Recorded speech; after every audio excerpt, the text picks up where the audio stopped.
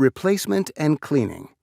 Replace the particulate filters according to instructions provided by your supervisor, or when they become soiled, damaged, or breathing becomes difficult.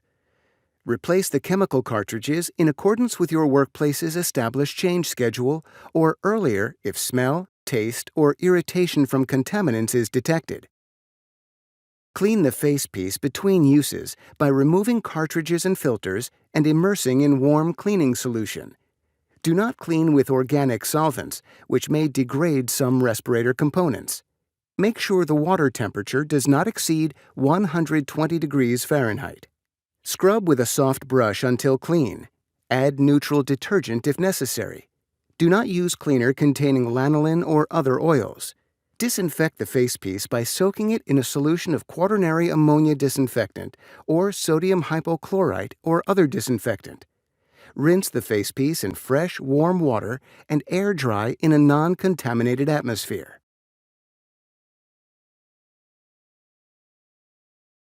3M respirator wipes may be used as an interim method in the cleaning schedule for individually assigned respirators, but they must not be the only method in place.